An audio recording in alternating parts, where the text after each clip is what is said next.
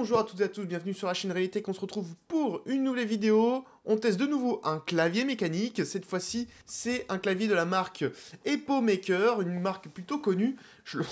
Il est vachement lourd. C'est le EpoMaker Mag Core 87, un clavier TKL, donc magnétique, et vraiment il pèse son poids, c'est un truc de fou, comment il pèse lourd, je m'y attendais pas du tout, ça surprend vraiment. Je vais pouvoir le comparer au clavier Endgame Gear que j'ai toujours ici, qui est également un clavier magnétique, pardon, voir la différence de gabarit, de design, et évidemment on va voir s'il y a une différence de perf ou pas. Si jamais ce clavier vous intéresse, il y aura des liens dans la description, des liens traqués qui vous amènent vers ce clavier, si jamais il vous intéresse. D'avance, merci de passer par ce lien, parce que j'ai une petite commission, ça vous permet de tester d'autres matos en plus de ça, donc voilà, je vous en remercie grandement. Allez, sans plus tarder, on passe sur le clavier. Allez, nous voici sur le clavier, et franchement, il pèse son poids, c'est un truc de fou. Pour ma part, c'est une première de tester la marque EpoMaker, donc je sais pas du tout ce que ça donne en termes de qualité. J'ai hâte de découvrir ça et de le comparer à l'Endgame Gear qui est juste à côté ici. Au niveau du packaging, déjà, ça commence bien, parce que franchement, je le trouve plutôt cool, plutôt classe. Ce mélange de bleu et noir, franchement, il est très chouette. Donc c'est le Mag Core 87 TKL aluminium filaire, pas de sans fil malheureusement. Donc inductive switch analogue, hein, on est sur des switches magnétiques où la distance d'activation, on va pouvoir la gérer et avoir sur ce clavier si on peut faire comme sur une manette avec un joystick, plus on appuie et plus l'action sera forte. Par exemple, lorsqu'on joue à un jeu de voiture, plus on appuie sur une touche, plus on va tourner au niveau du volant. Ça, c'est une chose qui peut être vraiment sympathique. On va voir également ce que ça donne, le logiciel qui va avec. En attendant, on va le déballer. Allez, c'est parti. Ouais. Ça... ça me fait mal aux doigts de le porter, tellement qu'il est lourd. Ok, pas mal au niveau du packaging. Donc, oupla. On a la notice juste ici, à voir si on va en avoir besoin. Il y a quoi derrière? Ah, c'est voir comment est faite la touche magnétique. Donc on peut changer les switches, ils sont hot swappables, ça c'est plutôt cool. Le clavier juste ici, on va le voir juste après. Oh, le poids, mais le poids c'est un truc de fou. Donc déjà, clavier plutôt bien protégé dans une mousse bien compacte, ça c'est plutôt cool. Ici, on va avoir déjà le câble, ça c'est sûr. Qu'est-ce qu'on va avoir à côté? Hop, alors on a une petite clé Allen pour dévisser le clavier, donc clavier qui a l'air d'être bien customisable en tout cas, c'est plutôt cool. Allez, hop, voilà, donc on a le câble tressé, assez costaud, c'est plutôt cool. USB-C vers USB-A. Ensuite, on a des petits switches de rechange, ça c'est plutôt cool, très coloré. Plutôt sympathique. Et enfin, l'outil pour venir retirer les keycaps, si jamais on veut les changer, et les switches également, si on veut les changer. On va ouvrir ça parce qu'on va faire notre curieux, hein, et puis on va voir ce que ça donne à l'intérieur. Et ce sera tout. Il n'y aura pas grand-chose de plus. Ah, si, attendez, j'ai rien dit. Il y a encore un truc qui se cache au fond. Et on a des touches de rechange, donc barre espace, la touche entrée, on aura la touche échappe et la touche retour. Ok, plutôt sympa, donc ça a l'air d'être du PBT double shot.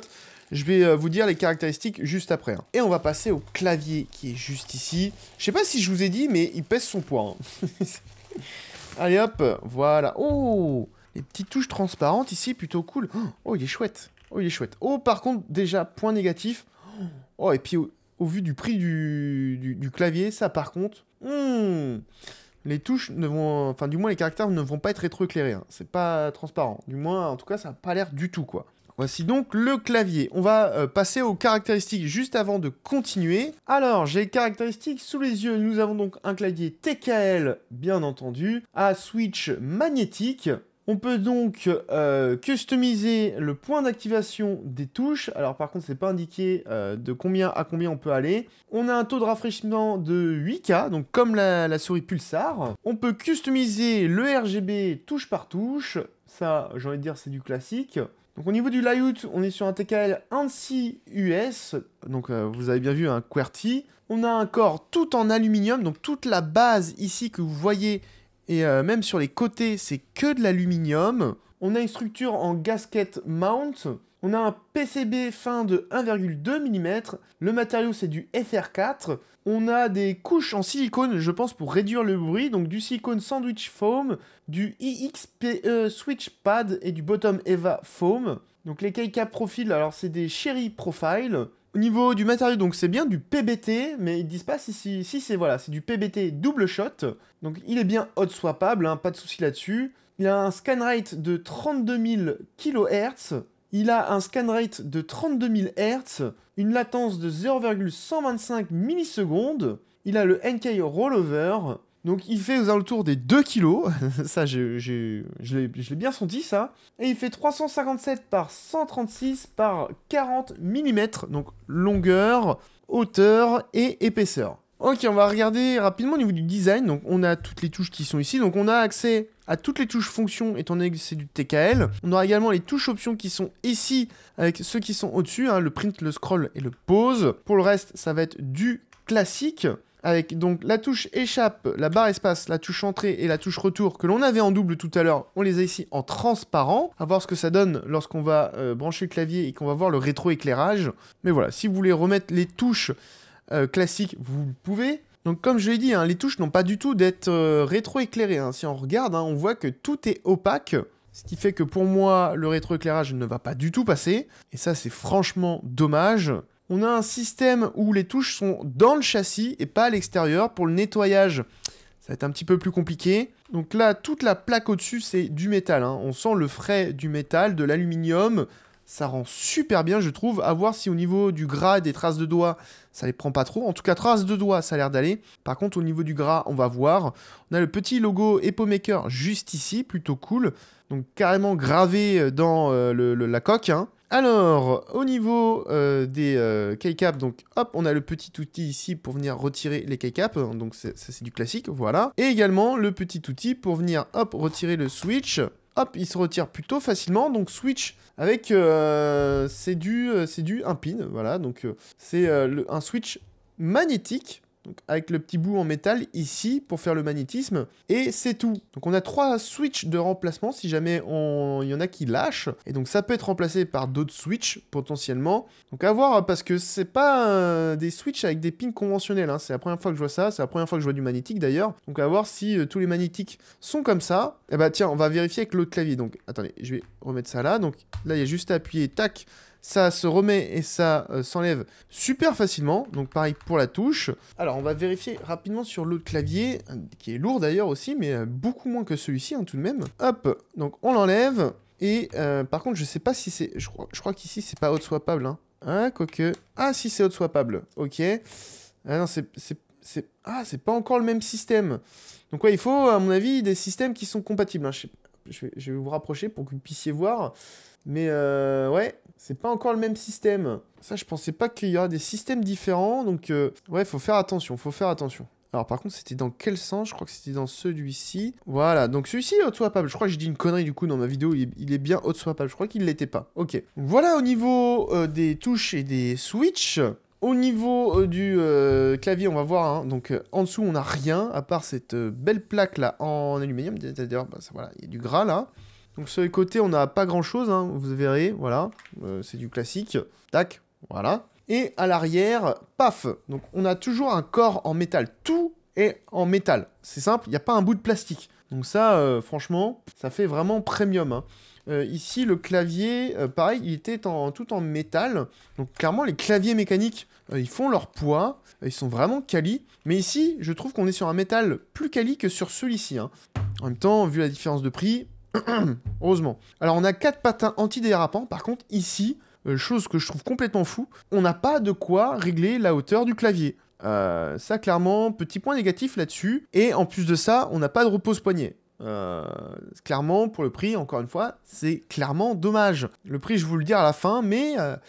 ça pique un peu quoi. À l'arrière, on aura la prise USB-C qui est juste ici pour brancher le clavier, bien entendu. Et ce sera tout. Voilà, donc un clavier extrêmement simple, très bien construit, très bien fini. Là, clairement, Il fait hyper quali au niveau de la construction, aucun problème là-dessus, mais il y a des petits points qui chiffonnent, quoi. Le rétroéclairage qui va pas être possible au niveau des caractères, le fait qu'on puisse pas régler la hauteur du clavier, et c'est bien une première hein, que je vois ça sur un clavier, c'est la première fois que je vois un clavier que je peux pas régler en hauteur, et j'ai l'impression que c'est propre au clavier mécanique, hein, parce que celui-ci on peut régler à la hauteur, mais c'est des patins qu'il faut enlever et remettre, au lieu d'avoir des clapets classiques. Là, on a carrément rien en fait. Donc, ouais, ça surprend. Et on n'a pas de repose-poignet. Ah, voilà, ça fâche un peu. Ok, ce qu'on va faire, c'est qu'on va le brancher tout simplement, et puis on va voir ce que ça donne en termes de RGB et de rétroéclairage. Ouh. Oh oui, il est sympathique. Il est fort sympathique. Il est plus sympathique que... Attendez. Donc, je vais éteindre les lumières et je vais vous montrer un petit peu ce que ça rend. Voilà, donc vous voyez un petit peu mieux. Donc, on a toute la plaque à l'arrière qui est rétroéclairée. Bon, pas de surprise, hein. Les touches ne sont pas rétroéclairées. Voilà, ça c'est vraiment dommage. Et clairement, le rétroéclairage est plus sympathique que ce clavier-là. Si on regarde, hein, hop, on va brancher celui-ci. Hop. Voilà, je trouve que on a quelque chose d'un petit peu plus sympathique ici que sur ce clavier-là. Et notamment un rétroéclairage plus puissant ici que sur ce clavier-là. Voilà, après, bon, ça se joue pas à grand-chose non plus. D'ailleurs, j'étais pas à fond. Là, je suis vraiment à fond au niveau de rétroéclairage. On a le système de vagues classique. Après, au niveau du logiciel, je vous montrerai ça tout à l'heure. Là, on va rallumer les lumières et je vais vous faire tester un petit peu le son que sort ce clavier au niveau des touches.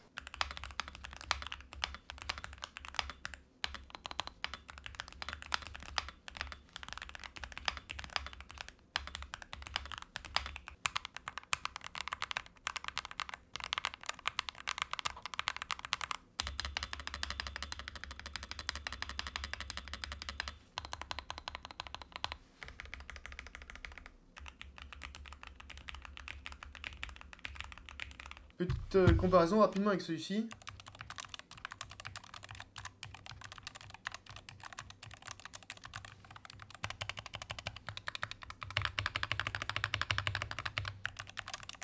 Eh bien, je trouve qu'on a un clavier plus silencieux ici que sur le Endgame Gear. Après, ça se joue pas à grand chose non plus. Et c'est dans la moyenne de ce qu'on trouve en termes de clavier, alors mécanique ou magnétique du coup. Donc c'est pas ce qu'il y a de plus bruyant, mais ce n'est pas non plus ce qu'il y a de plus silencieux. Hein. Clairement, on trouve bien plus silencieux. Oh, j'avais pas vu, il y a une petite barre RGB, plutôt sympathique. Alors nous voici sur le logiciel Epo Maker. Donc on a le clavier juste ici. Alors, on voit que c'est un logiciel, comment dire, je pense qu'ils sont au début du logiciel parce que là, on a vraiment une image, on a une vieille photo photoshopée, c'est vraiment bizarre, par-dessus laquelle on a mis des surlignages. Bref, c'est pas hyper grave, du moment que ça marche bien, c'est le principal. Donc là, on se retrouve sur le paramétrage des touches. On va dire un classique, donc on peut choisir les touches que l'on veut paramétrer. Donc, par exemple, sur le Q, on a l'action qui est paramétrée et l'action normalement par défaut. Donc par exemple, si j'appuie sur le bouton Q, ça active la touche Q, mais je peux affecter une autre touche. Par exemple, je peux dire que si j'appuie sur le Q, ça active le L et ça fera le L. Donc je peux remettre par défaut bien entendu. Donc là, je peux activer n'importe quelle touche du clavier ici. On a accès également à des effets de lumière, hein, donc plus ou moins de rétroéclairage, différents effets, différentes vitesses, etc. On a accès également aux médias, hein, notamment pour la musique, hein, tout ce qui est volume, play, pause, suivant, précédent au niveau des pistes. Et on a accès à des macros également que je n'ai pas encore paramétrés et j'en ai pas fait, mais je vais vous montrer ça de suite. Voilà, c'est à peu près tout. Il n'y a pas énormément de choses en termes de fonctionnalité. C'est pas très fourni. Il y a des logiciels qui ont beaucoup plus de possibilités de paramétrage sur les touches. Au niveau du rétroéclairage, c'est pareil. On n'a que des effets prédéfinis. On peut gérer la luminosité et la vitesse si jamais il y a une animation. Mais vous voyez, on ne peut pas paramétrer touche par touche le RGB. On a bien un rétroéclairage touche par touche, mais c'est pas paramétrable touche par touche. Ça, c'est un petit peu dommage. Pareil, beaucoup de concurrents font du paramétrage touche par touche. Là, ce n'est pas le cas. Au niveau de la macro, on va dire que c'est des macros habituels. Hein, donc voilà, je vais faire une macro, je vais faire test. On va faire start. Donc voilà, je peux appuyer et faire mes macros ici. Donc là, on est sur les touches que j'ai actionnées avec le temps entre chaque touche. Donc je vais faire arrêt. Donc je peux choisir de laisser le timing entre chaque touche. Je peux choisir un timing défini entre chaque touche et faire ça touche par touche. Et je peux également ne pas mettre de timing et que ça soit vraiment tout à la suite. Voilà, donc c'est du classique, j'ai envie de dire. On peut sauvegarder et voilà, on peut maintenant assigner une macro à une touche. Donc si je retourne là et que je fais macro, j'ai ma macro test que je viens de tout simplement paramétrer. Au niveau du point d'activation, donc qui est paramétrable, donc on peut paramétrer de base à quelle course, du moins à quelle distance on active la touche. Donc on peut paramétrer de 0,1 mm à 3,5 mm. Donc ça, c'est plutôt assez précis. Donc de base, tout est à 1,5 mm. Donc dès qu'on appuie dessus et qu'on, par exemple, parcourt là 2,5 mm, la touche va être actionnée. Lorsqu'on relâche complètement, eh bien, la touche n'est plus actionnée. Voilà, donc je vais remettre sur la touche Q.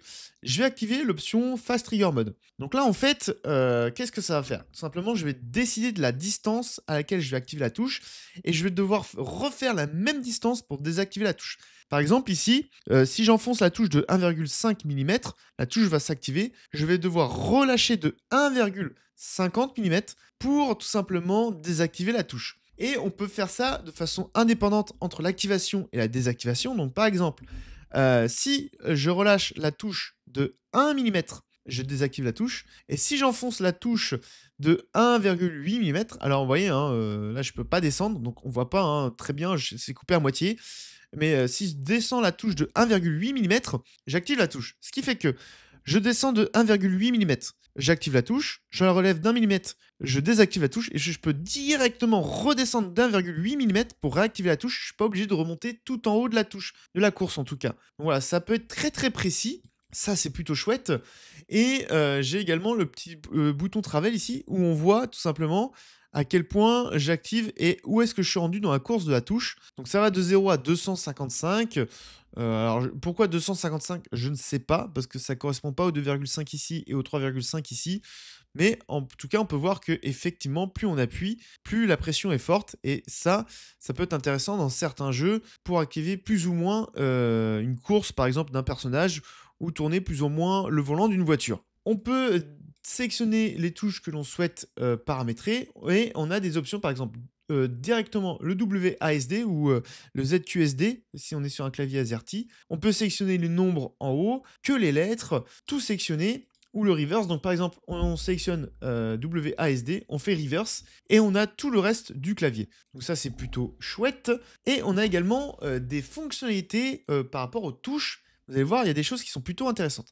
La première option, c'est qu'on peut activer 4 touches différentes suivant la course que l'on fait. Donc, si on fait une course de 1,5 mm, ça va activer une certaine touche. Lorsqu'on va jusqu'à 3,5 mm, ça va activer une autre touche. Lorsqu'on commence à relever et qu'on relève de 3,5 mm, ça active une autre touche. Et si on relève de 1,5 mm, ça réactive une autre touche. Là, on peut vraiment aller très loin au niveau des touches que l'on peut actionner.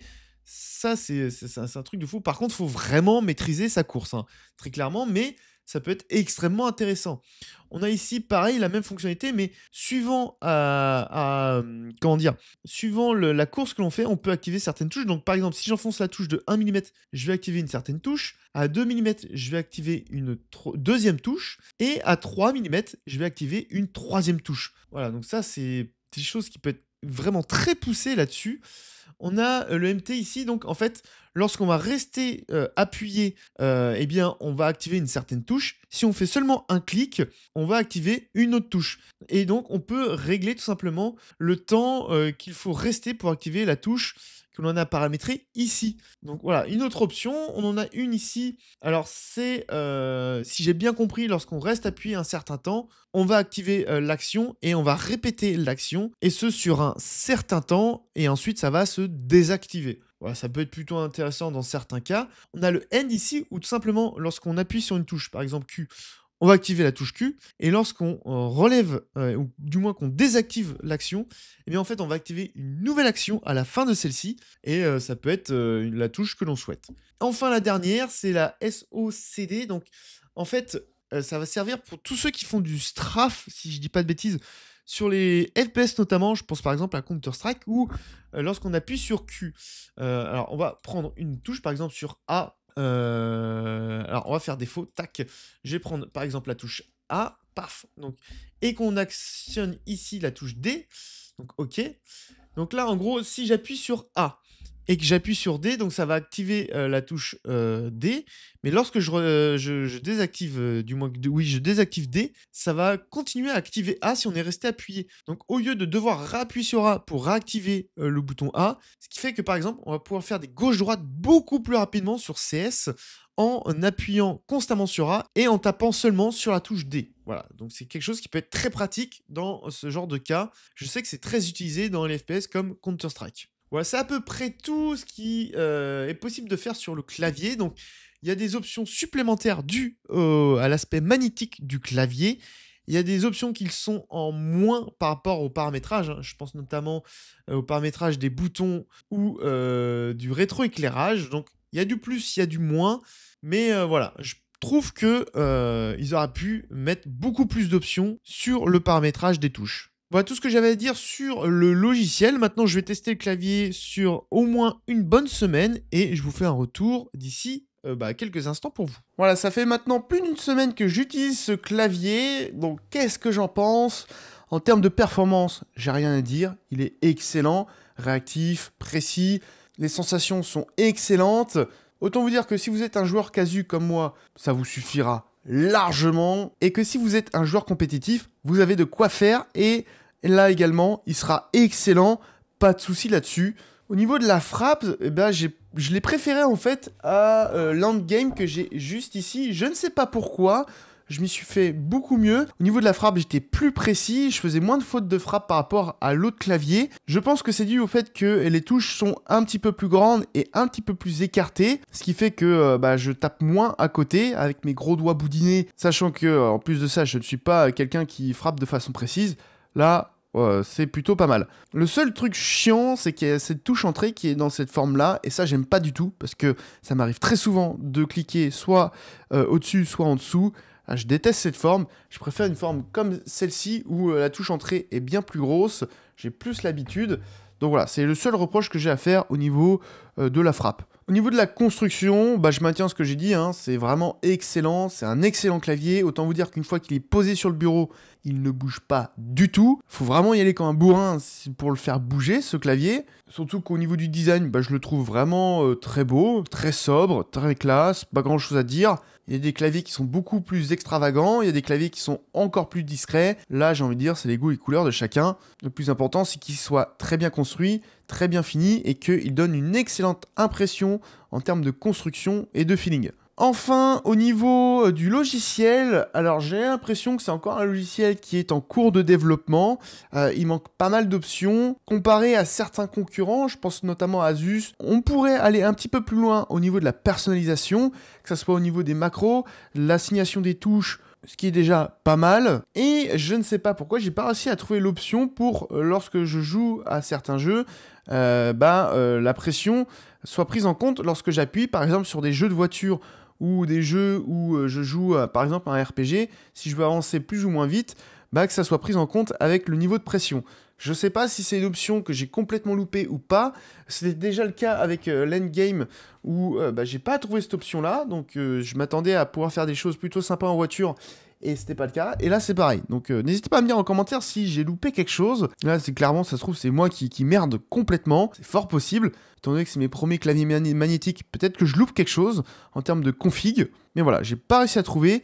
J'ai envie de dire, ne prenez pas ça comme point négatif pour le clavier parce que je pense que c'est moi qui merde de mon côté. Voilà, donc là, prenez les choses avec des grosses pincettes. Maintenant, reste que le tarif, 200 €. Ah, c'est quand même un sacré billet. On a l'endgame qui est ici, qui est à 150 €. J'ai envie de dire, la différence de prix, en fait, elle se ressent notamment par rapport à la taille du clavier. Hein, on a plus de touches fonction, donc il est plus grand, plus de matière, plus de switch. On a un clavier qui est également mieux fini ici, hein, comparé à l'Endgame ici, encore une fois.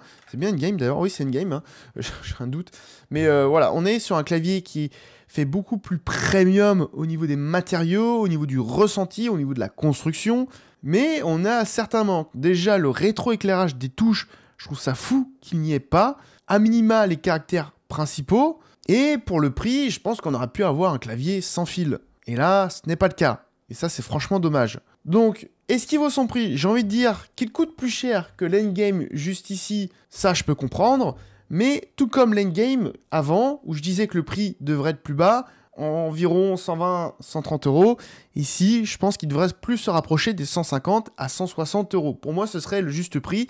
Si vous trouvez ce clavier à ce prix-là, là, j'ai envie de dire, ok, allez-y, vous aurez un excellent clavier, un plutôt bon prix. Voilà, ce sera tout pour cette vidéo sur ce clavier. Si jamais ce clavier vous intéresse, il y aura un lien dans la description, un lien traqué. Je vous en remercie par avance si vous passez par ce lien.